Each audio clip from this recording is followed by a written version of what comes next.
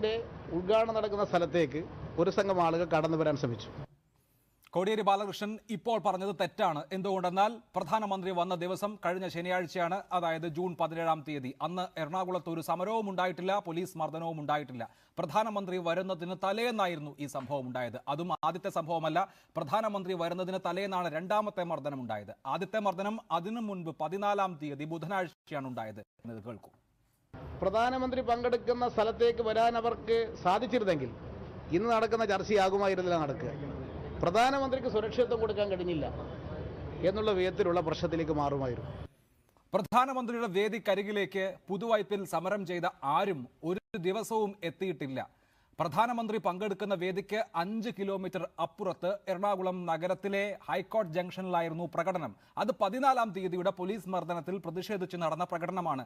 ആ പ്രകടനമാണ് തൊട്ടടുത്ത ദിവസം പ്രധാനമന്ത്രി വരുമ്പോൾ അദ്ദേഹത്തിന്റെ വേദിയിലേക്ക് തള്ളിക്കയറാനുള്ള ശ്രമമായി CPIM-ന്റെ സംസ്ഥാന സെക്രട്ടറി കാണുന്നത്. ഇനി അദ്ദേഹം പറയുന്നത് എന്താണെന്ന് കേൾക്കാം.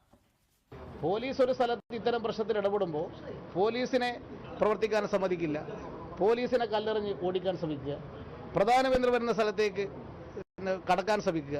അത് രാജ്യത്ത് അരാജകത്വം സൃഷ്ടിക്കാൻ വേണ്ടിയിട്ടുള്ള ചിലരുടെ നീക്കമാണ്. 16-ാം തീയതി നടന്ന മുഴുവൻ സംഭവങ്ങളും മാധ്യമങ്ങളുടെ ക്യാമറയിലുണ്ട്. ഒരു ഘട്ടത്തിൽ പോലും പോലീസിനെ കല്ലെറിയാനോ പോലീസിനെ കല്ലെറിഞ്ഞ് പിന്തിരിപ്പിക്കാനോ മറ്റേതെങ്കിലും തരത്തിലുള്ള അതിക്രമം നടത്താനോ സമരക്കാർ ശ്രമിച്ചിട്ടില്ല. ഞാൻ ആദ്യം പറഞ്ഞതുപോലെ പ്രധാനമന്ത്രി വരുന്ന വേദി അതിന് 5 കിലോമീറ്റർ അപ്പുറമാണ്. അന്നല്ല പ്രധാനമന്ത്രി വരുന്നത്, അതിന്റെ പിറ്റേന്നാണ്. ആ വേദിയിലേക്ക് പോകാനുള്ള ഒരു ഉദ്യമവും ആ സമരക്കാർ അവിടെ നടത്തിയിട്ടില്ല എന്ന് വ്യക്തം. ഇനിയും അദ്ദേഹം പറയുന്നത് കേൾക്കൂ. അപ്പൊ ചർച്ച ചെയ്ത് പരിഹരിക്കുക എന്നുള്ളതാണ് ഗവൺമെന്റ് നിലപാട്. ചർച്ചയ്ക്ക് അവസരം കൊടുക്കില്ല എന്നുള്ള നിലപാട് സ്വീകരിക്കുന്നത് ഇത്തരം പ്രവർത്തനങ്ങളെ തടസ്സപ്പെടുത്താനാണ്. ആ നിലപാട് ശരിയല്ല. ആ സമരസമിതിക്കാർ അവരുടെ നിലപാട് പുനഃപരിശോധിക്കാൻ തയ്യാറാകണം.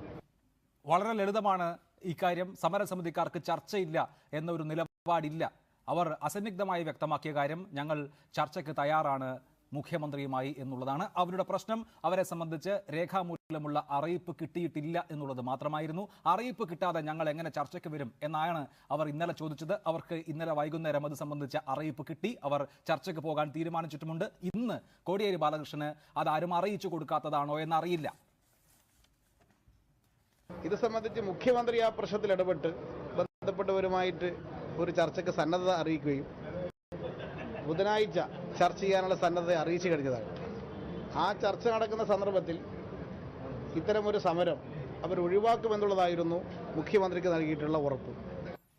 ബുധനാഴ്ച ചർച്ച നടത്താമെന്ന അറിയിപ്പ് മുഖ്യമന്ത്രി നൽകിയിട്ടുണ്ട് എന്ന് സ്ഥലം MLA ഈ സമരക്കാരെ അറിയിക്കുന്നത് ഈ കഴിഞ്ഞ ഞായറാഴ്ച 3ാമത്തെ ലാത്തിചാർജും കഴിഞ്ഞതിന് ശേഷമാണ്.